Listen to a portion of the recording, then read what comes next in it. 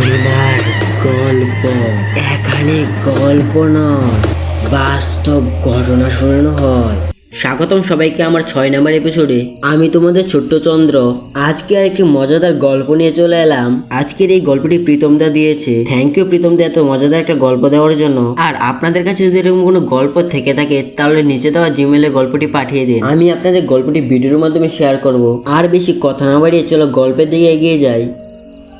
সালটা তখন 2001। আমি তখন কলকাতার এক কলেজে পড়ি। আমার মামার বাড়ি মুর্শিদাবাদ জেলার একটা পুরনো গ্রামে, নাম কৃষ্ণবাটি। গ্রীষ্মের ছুটিতে আমি মামার বাড়িতে বেড়াতে গিয়েছিলাম। গ্রামটা ছিল খুবই শান্ত, পুকুর, বড় বড় বট গাছ আর মাটির রাস্তা। কিন্তু গ্রামের শেষ প্রান্তে ছিল একটা পুরনো সতী মন্দির, যেটা ঘিরে ছিল বহু বছরের পুরনো এক ভয়ঙ্কর গল্প। গ্রামের মানুষরা সন্ধ্যার পরে সেখানে আর যায় না। শুনেছিলাম বহু বছর আগে এক সতী সেই মন্দিরে নিজেকে আগুনে সমর্পণ করেছিলেন স্বামীর মৃত্যুর পর। তারপর থেকে প্রতি বছরের নির্দিষ্ট এক রাতে সেই মন্দিরে আশ্বরীর আত্মা দেখা যায়। প্রথম কয়েকদিন খুব ভালোই কাটলো, কিন্তু এক রাতে আমি আর আমার ছোট ভাই অঞ্জন ভাবলাম মন্দিরটা একটু দেখে আসা যাক। গ্রামের মানুষ যে এত ভয় পায় তার কারণটা কি? রাত তখন 11টা। হাতে একটা ছোট্ট টর্চ লাইট আর মোবাইল। আমরা ধীরে ধীরে পৌঁছালাম মন্দিরের সামনে। আশেপাশে গা ছমছমে নিস্তব্ধতা, পুরনো ভাঙ্গাচোরা সিঁড়ি, গাছের পাতার ছায়া আর মাটিতে ছড়ানো শুকনো পাতা। হঠাৎ বাতাসের একটা ঠান্ডা ঝাপটা এলো। মন্দিরের ভেতর থেকে যেন কারোর কাঁদার আওয়াজ শুনতে পেলাম। তুমি ফিরবে না? আমি অপেক্ষা করছি শত বছর ধরে। আমরা বয়ে থামকে গেলাম।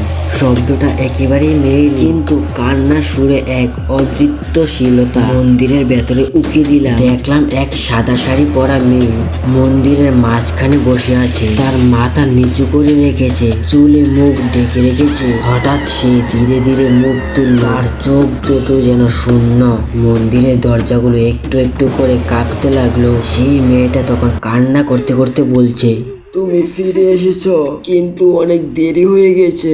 আমরা দুজন পেছন ফিরে দৌড় লাগালাম। পায়ের নিচের মাটি সরে যাচ্ছে, যেন কাটা গায়ে লেগে রক্ত বেরিয়ে গেল, কিন্তু পেছনে আর তাকাইনি। সকালে জ্ঞান ফিরে মামার বাড়ির বারান্দায়। মামা খুব চিন্তিত।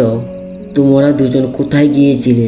রাত 3টায় মাঠে পড়েছিলে দুজন। আমরা সব খুলে বললাম। মামা দীর্ঘ শ্বাস ফেলে বললেন, সেই মেয়েটা ছিল সত্যি সতী। ওর প্রেমিক যুদ্ধে গিয়ে আর ফেরেনি। বিশ্বাস করেছিল সে ফিরবে। সারা জীবন অপেক্ষা করে সে আত্মদাহ করে। তারপর থেকে ওই নির্দিষ্ট পূর্ণিমার রাতে ও ফিরে আসে প্রিয়জনের খুঁজে।